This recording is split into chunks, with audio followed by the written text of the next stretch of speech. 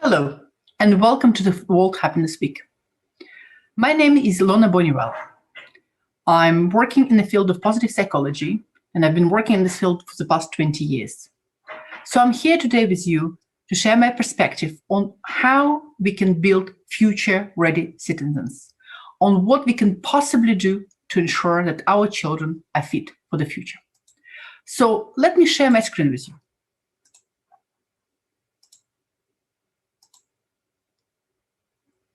The topic of my today's talk is the Future Hero Accelerator, or how can we build the future-ready citizens?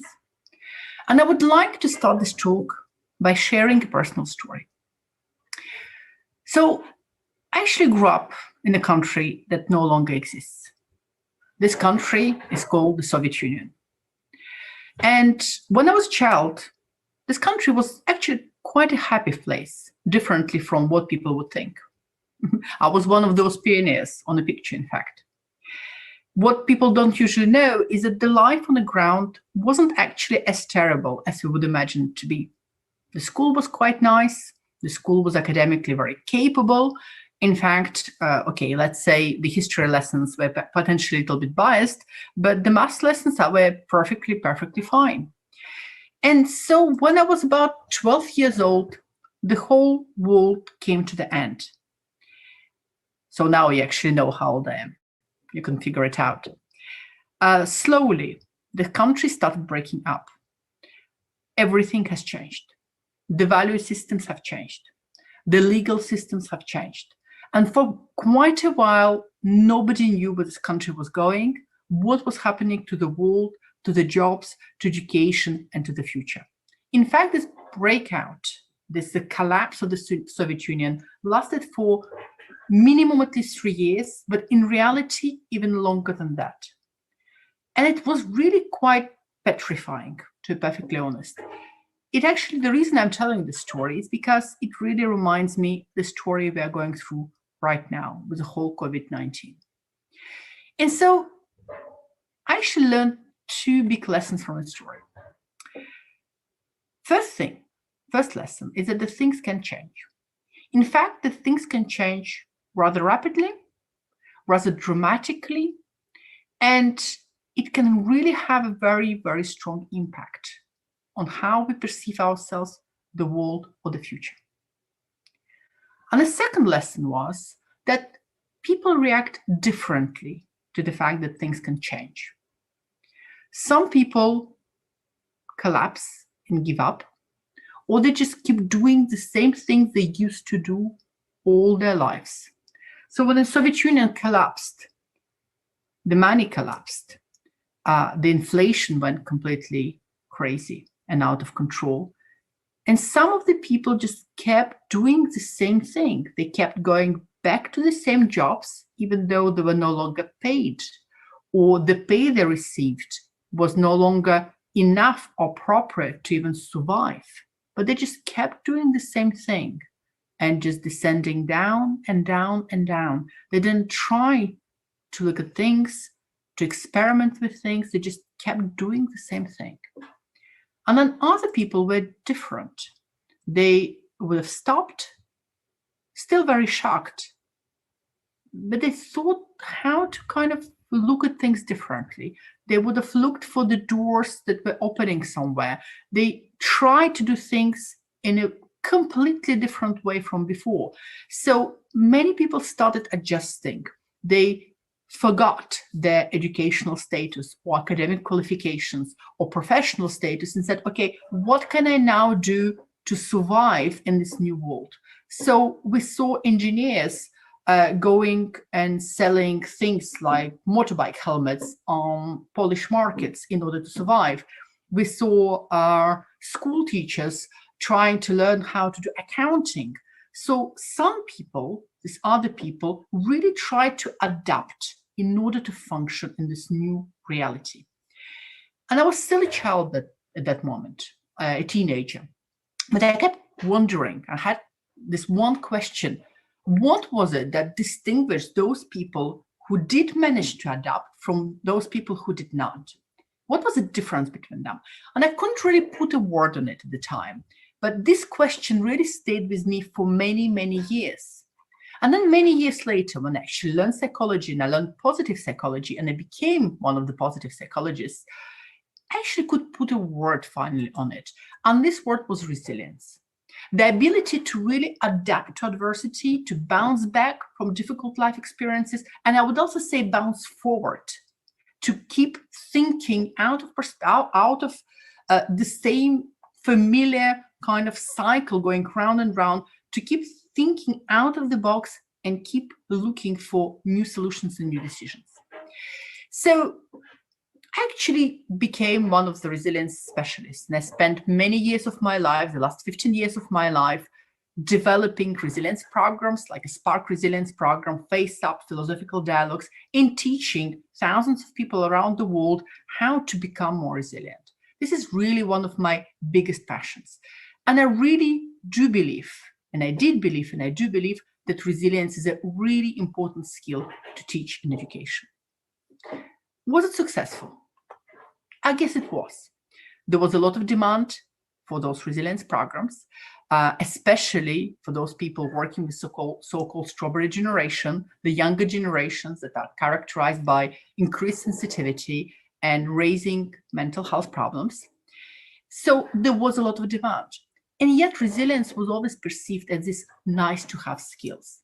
Nice to have, let's add a little program on resilience to the school timetable. We don't really have much time for it, but let's add 8 hours or 10 hours or 12 hours per year to get our children a little bit more resilient. Well, and then the COVID-19 has arrived. And I'm not going to describe to you the whole turmoil the world is currently finding itself in. You know it. You know it very well, and perhaps better than I do. So what we do observe and did observe since the COVID arrived is a real impact on the mental health of children and adolescents. Of course, mental health is something which is a real must-have in order to function well. And of course, our children, teenagers were as exposed as the adults to many problems. The loss of routine, cancelled events and activities, no more football on a Sunday, no more tennis on Wednesday afternoon, obviously social isolation, confinement, increasing lack of physical activity, school closures, impact on the future, high levels of uncertainty, financial strains on families, you name it.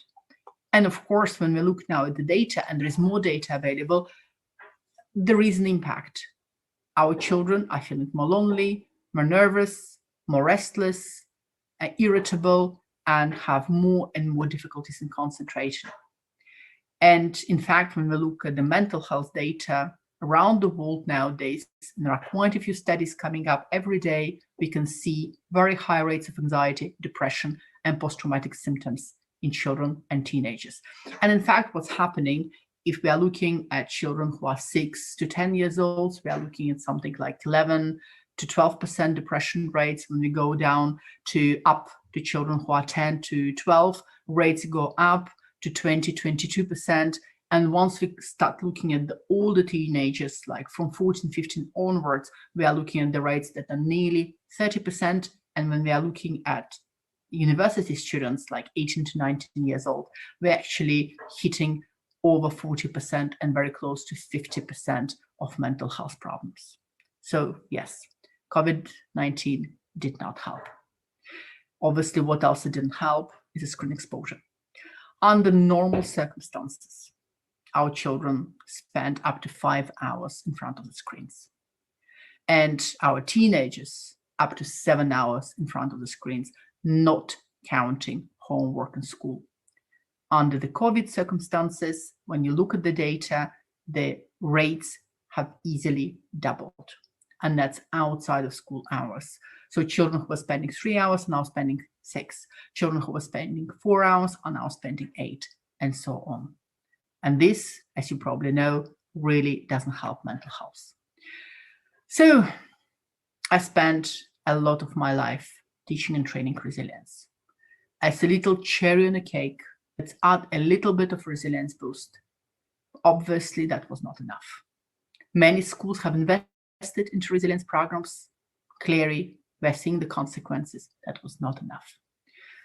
The expression of mental health problems in children and teenagers have various, from feelings, body image, lack of attention, lack of social interactions, and difficult behavior, and even potentially self-harm. And my question is to you, are our children fit for the future? So if we look at what happened up until now, we can see that what we did to prepare for them for this future, for this uncertainty, was clearly not enough. So the question is what we are doing right now going to really prepare them for the next future to come, for the new normal? Because, to be perfectly honest, VUCA is here to stay. VUCA is this fantastic acronym that really talks about volatility, uncertainty, complexity, and ambiguity of the model role of work. And if we look at what's happening right now, VUCA is definitely here to stay. If we are looking at what's happening with our world of work, with professions, with jobs, well, it's actually unlikely to calm down anytime soon. And probably we are going to continue talking about exponential changes. Exponential changes in terms of environmental changes, in terms of technological changes, job changes. In fact, if you look at the future trends, and this is an absolutely fascinating world, I mean, everything is changing and the changes are continuing. We're talking about AI. We used to talk about AI winter, now we're talking AI spring. We're talking about identity multiplications. How many eyes do we have now on all the different social media channels and all different ways of representing ourselves? We're talking about deep hybridity or integration between biology and technology. And we're talking about the future that actually is characterized by the disappearance of jobs. If we are looking at the current data and current predictions, what we are seeing that in the next 45 years, up to 50% of jobs as we know them will disappear. So what are we doing about it? Is the school, the way we know it, the way it functions, is it actually fit to prepare our children for this future that's uncertain and really very much VUCA-like? This is what my story about the Soviet Union was about. My school did not prepare me for that. And my own working on resilience with so many other professionals around the world clearly did not prepare our children enough for what was to come. So, what are we doing about it? Over the course of the education, children can spend approximately 8,000 hours at school. So, how effective are our current systems in building the right skill set? What can our schools do better to prepare our children for the future? This is what this talk is about. How do we raise the future hero? Somebody who can face the uncertainty, the changes, perhaps very dramatic changes in how the world works, and still function well. Well, obviously, there is much to talk about. I'm only a psychologist. So what I do know about is psychology. And so what I would like to share with you is some ideas about how evidence-based psychology can help us to rethink the way the education works. So I will talk about 5 different topics. Topic number 1 is resilience skill. So we're going to just continue this conversation. So bounce back and bounce forward. What are the skills? What are the skills that we know from resilience that we can actually try to raise in order to prepare our children? Well, there are numerous skills. First of all, perception flexibility, to be able to think out of the box and to be able to adapt cognitively to what's going on. Second skill is affect regulation, or developing emotional agility, to be able to cope emotionally, cope much better with what's happening, and actually be able to take care of how we feel about it. Skill number 3 is responsible reaction, is being able to act and deal with very complex problems and being able to adjust and reskill ourselves, for example. And the skill number 4 is knowing why. It's really a set of metacognitive strategies that can help us to make sense of what's going on. Because what we do know is people who can find meaning in what's happening, in how the world is changing, these people are actually better prepared to bounce forward. The second topic is really about education. Is in the core of what drives education. Is really about what makes us a self-starter. What makes somebody a self-starter? What makes somebody motivated to actually get up and get going? Because the reality of the situation is, as you probably do know, there are some children who keep going. And there are some children who have kind of disappeared from the screen, disappeared from the radar, disappeared from the school, disappeared from Zoom if you are teaching by Zoom. Children who are kind of no longer there because they don't find this motivation inside of themselves to keep going. So what we need is actually to raise somebody who is a self-starter. And what determines it? We know from the theory of self-determination that there are three major drivers to motivation: autonomy, competence, and relatedness. Autonomy means is being able to choose what you study and how you study it. Competence means being able to track our improvement. And relatedness means working with others rather than working alone. These are three fundamental, huge drivers, hugely underestimated in current education. How often do our kids and teenagers actually choose what they study or how they study it? How often are they able to really track their competence development? And how often are they really working in teams?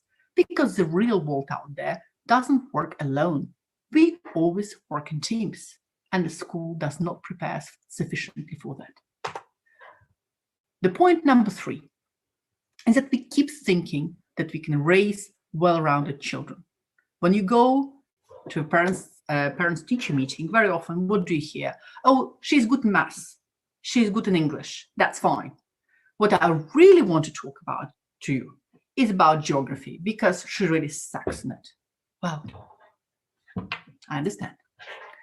However, what we know from the world of work is that best performers are excellent somewhere, not everywhere. They're excellent somewhere. In fact, best performers are spiky. They're excellent somewhere, but not all around all different topic areas. So in fact, if we want to raise somebody who is excellent as a performer, what we need to do is to really pay enormous amount of attention to where they can become really excellent, to where their real strengths are. We need to look out for strength signs, for somewhere where people are really motivated, they are really good at, fantastic at, and they get energy from doing it. And we need to invest time and energy and resources in developing what they're good at in order for them to become excellent. And this is how we can raise excellent performers. This is how we can raise somebody who can actually have a value added next to AI. Topic number 4 is actually how to create optimal experience conditions. If you're a teacher, if you're a parent in front of me, please ask yourself, how you teach and what do you do? Is it actually better than video games? Can you compete with video game? Think of an excellent video game with excellent graphics and excellent music and excellent levels of progression and excellent team playing within this game. Is what you are doing better than the video game? Can you actually say yes? Because this is what we are competing with.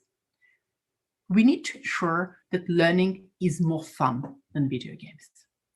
And we know how to do it. Because here we're talking about flow, conditions behind a flow experience.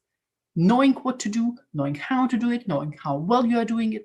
We're talking about having really clear, transparent goals, clear, rapid formative feedback, knowing where to go, having clear perceived challenges and very high perceived skills and freedom from distraction. We actually know how to build an excellent optimal experience conditions.